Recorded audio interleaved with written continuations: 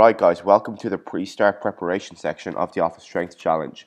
It's super important now that you listen to this video and complete all the steps below before you do anything with the program.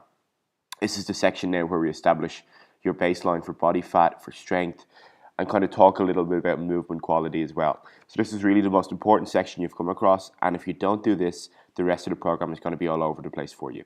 So, step number one is you need to get sorted and take your measurements in your photos.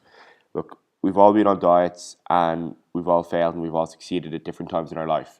But the general thing you'll see all the time is that it takes 4 weeks for you to notice your body change, 8 weeks for your friends and family to notice, and 12 weeks for the rest of the world to cop on. Sometimes it feels like you're going nowhere, and that's why it's so important to measure and track your progress so you can look back on it in a couple of weeks, in a couple of months' time. Ultimately, the most important measure is how you look and how you feel. Really, that's why you're doing this program.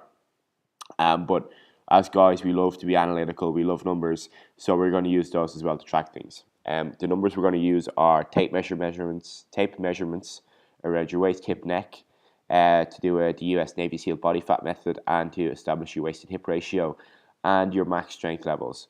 We're going to take some photographs because really, the numbers can lie, but the photographs won't. What you want is like 3 photographs, ideally with normal lighting against a neutral background, all taken from chest level, one from the front, one from the side, and one from behind. We're going to input the measurements and photos every Friday morning after you go to the toilet but before you shower.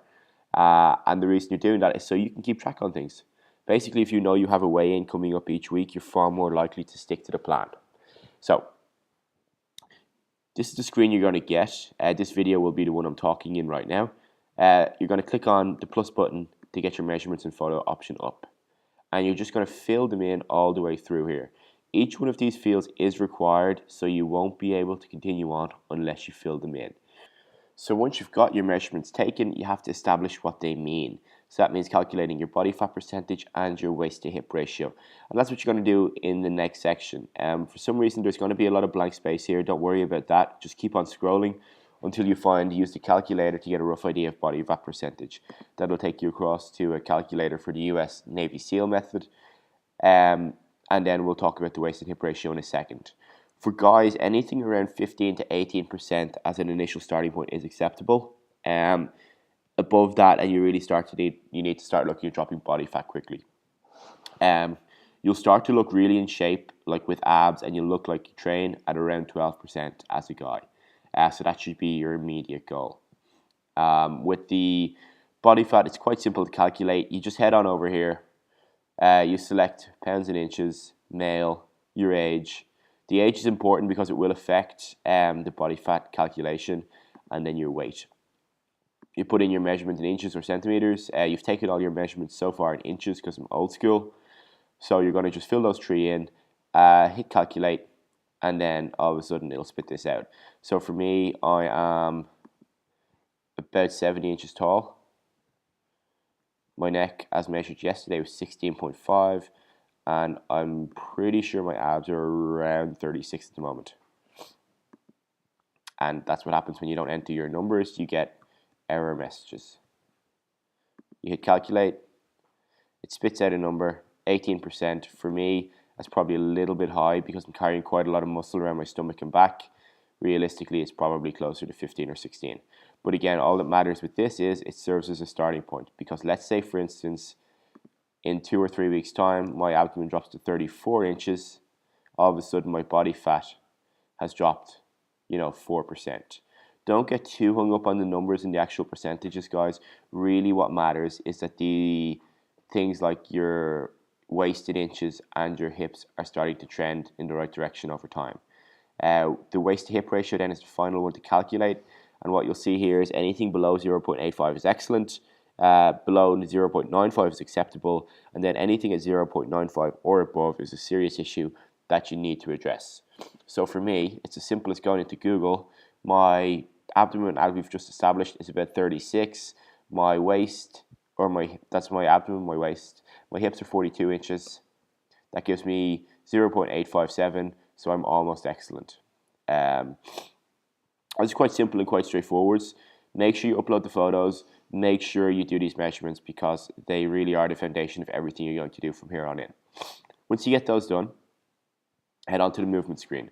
So obviously, because we're not working one-to-one, we, that is myself and the team, can't screen you in person, but you can do all of these tests yourself, and we really encourage you to do them and post them in the group. The reason why is the screens will give us a good idea of what movements maybe you may be limited in performing safely. So if you don't want to post the videos, that's fine, but just be aware that we are here to help and we would like to see them.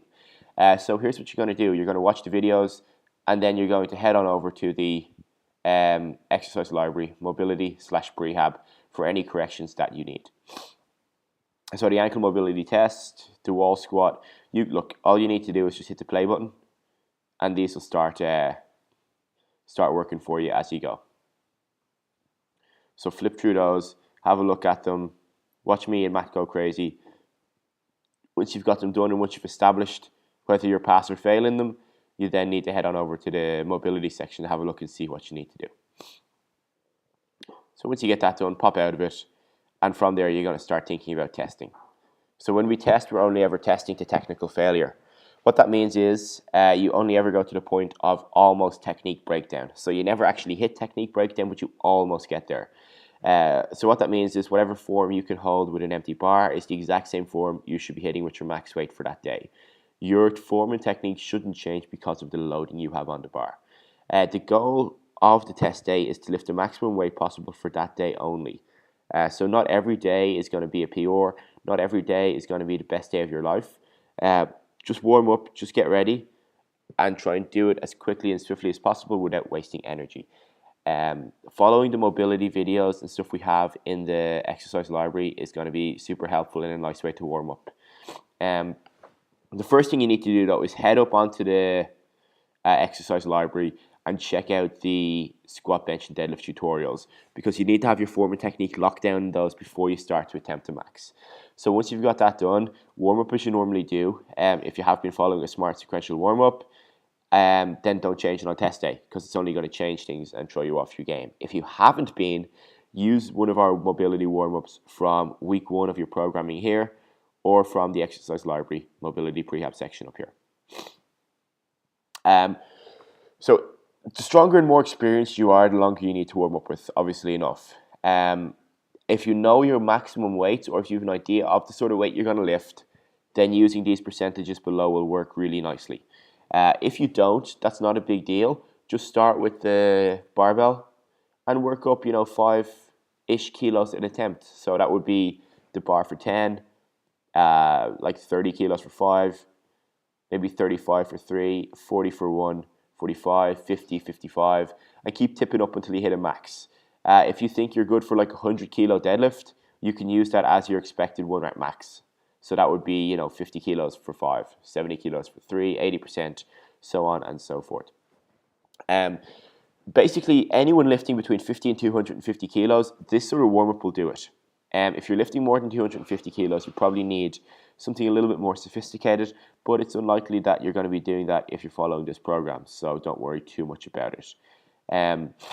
When you can, it's really important that you record the videos for us. So again, we're here to help, and the best way we can be of service to you is if we can see your videos, because it'll allow us to look and see where your technique is breaking down and things you need to work on specifically. Getting the angles right is important. After you hit your maxes, put your name, the date, your 1 rep max, a link to the video if available. This field is not a required field on the form, just in case some people don't have it. Bench press 1 rep max and a link if available, deadlift 1 rep max and a link if available, and then hit submit. We're going to retest at the end of each phase, so every 6 to 10 weeks. Getting the angles right for the video is super important, because we need to be able to see what's going on. So for the squat, you'll be able to watch these videos yourselves, but what we need to see is the gap between your knees to make sure they're not dropping together. We need to have a rough idea where your hips are going, and we need to have an idea of what's happening with your back. Now, unless you want to set up 2 or 3 cameras to record each attempt in the gym, this front 3/4 view is about the best one you're going to get. So just watch the video there to see what I'm talking about. On the bench press, what we're really looking to see is, did the bar make contact with your chest? Does your bum stay flat on the bench? And do your arms do something that closely resembles a good quality bench press? Again, this kind of back 3/4 angle will give you the best view of that.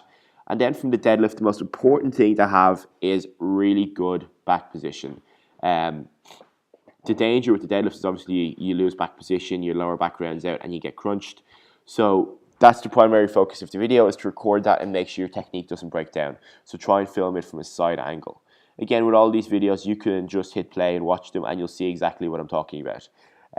That's all for now, guys. Get stuck in to your measurements, get stuck into your movement screen, and then get your testing done. Post all that stuff in the group, and if you have any questions, hit us up there, and we will happily answer them.